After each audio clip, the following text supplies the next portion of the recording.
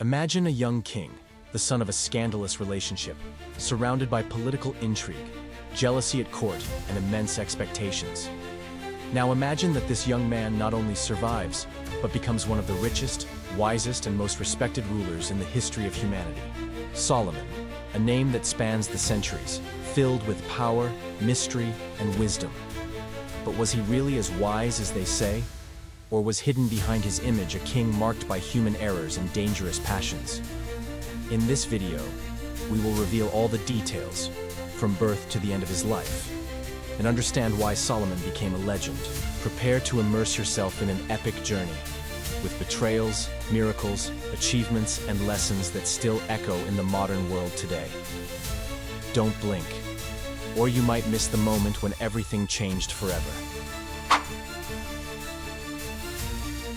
Solomon was born of a forbidden love. His father, King David, fell in love with Bathsheba, a woman married to Uriah, one of the most loyal soldiers in the Israelite army.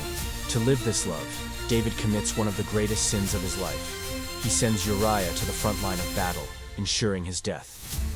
After this tragic episode, David marries Bathsheba, and Solomon is born from her. But what was supposed to be just another royal heir soon becomes a chosen one. The prophet Nathan announces that God loved this boy, and that is why he gave him a special name, Jedediah, which means beloved of the Lord.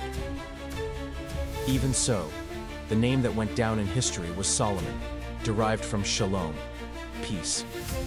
The beginning of his life was marked by scandal, but also by a divine promise that he would play a great role in the future of Israel.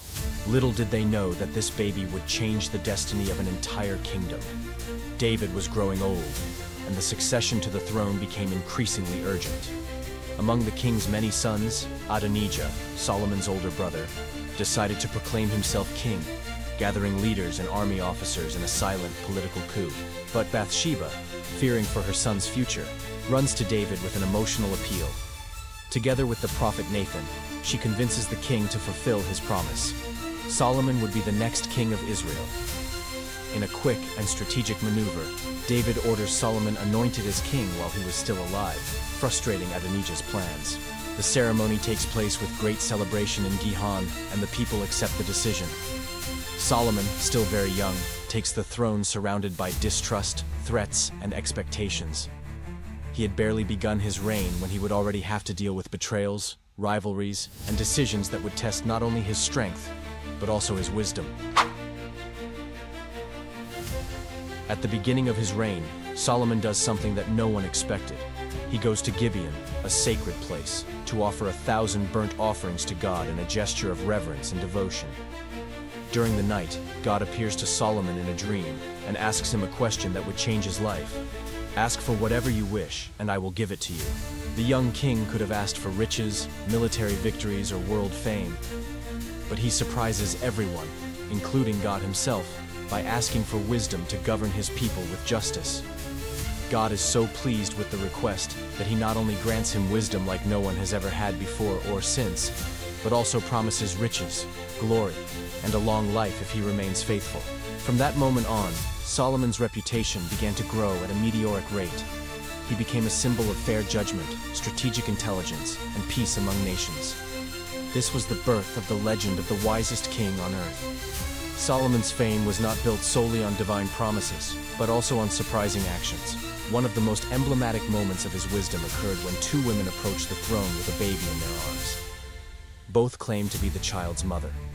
There were no witnesses or evidence. The dilemma seemed impossible to resolve. But Solomon, with coldness and genius, proposed a shocking solution: cut the child in half and give half to each woman. Silence filled the throne room, until one of them begged for the child to be handed over alive to the other woman. This was the real mother. Solomon revealed that this was precisely his plan, to discover, through maternal instinct, who was telling the truth. This decision spread his fame throughout Israel. The people recognized that there was a different king there, guided by something greater. Solomon had just consolidated his position with a single sentence. With a secure throne and divine wisdom at his side, Solomon ushers in the most prosperous period in Israel's history. Under his rule, the kingdom reaches the height of its wealth and political influence. He establishes diplomatic agreements with neighboring kingdoms, opens trade routes, and strengthens the economy. Solomon also becomes a great architect and urban planner. He rebuilds cities, strengthens walls, and begins the construction of monumental works. But nothing compares to his greatest project, the Temple of Jerusalem. An imposing structure, covered in gold and precious stones, it would become a symbol of the Jewish faith for generations. The Chronicles describe the temple as one of the most impressive buildings in the ancient world. Under his rule, Israel experiences peace, development, and international prestige. It was the long-awaited Golden Age, in which the people lived under justice, abundance, and the promise of a bright future. Solomon's fame was so great that it crossed deserts, seas, and mountains. From the Kingdom of Sheba, probably located in the region that is now Yemen or Ethiopia, came a powerful, rich, and curious woman, the Queen of Sheba. Intrigued by the rumors about the wisdom and wealth of the King of Israel, she decides to visit him personally, bringing a caravan loaded with gold, spices, and precious stones. Her intention is to test Solomon with riddles and complex questions. But what she finds leaves her speechless. Solomon answers everything calmly, and the grandeur of the palace, the temple, and the organization of his government impresses her deeply. Enchanted by everything she saw and heard, the queen declares that not even half of what was said about him did justice to reality. The visit ends with an exchange of gifts and mutual respect. The legend grows stronger. Solomon was not just a king, he was a global force. But not all wisdom is capable of taming the heart. Solomon, although wise in government, began to lose himself in his personal life. The king had hundreds of wives and concubines, about 1,000 women, according to biblical records. Many of them were foreigners, coming from kingdoms with different religions and cultures. Initially, these alliances served to strengthen political agreements, but over time, they began to influence the king's heart. Solomon began to allow the construction of altars and temples to the gods of these women, such as Ashtoreth, Moloch, and Chemosh. Little by little, the man who built the temple of God found himself divided between the Lord of Israel and the pagan gods. This idolatry was not only a spiritual error, it was the beginning of decadence. The people began to question his decisions, the prophets warned him, and the stability of the kingdom began to crumble from within. The wisest king was being overcome by his passions. The Bible tells us that God was deeply disappointed with Solomon. The covenant had been clear. If he remained faithful, he would have a prosperous and lasting reign. But if he strayed, he would face the consequences, and those consequences came. God decided that, because of Solomon's infidelity, the kingdom of Israel would be divided after his death. Only the tribe of Judah would remain under the rule of his descendants. This decree marked the beginning of the end of the unity of the people of Israel. In addition, external enemies began to rise up.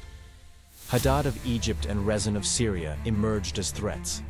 Jeroboam, a trusted servant, rebelled and became the voice of popular dissatisfaction.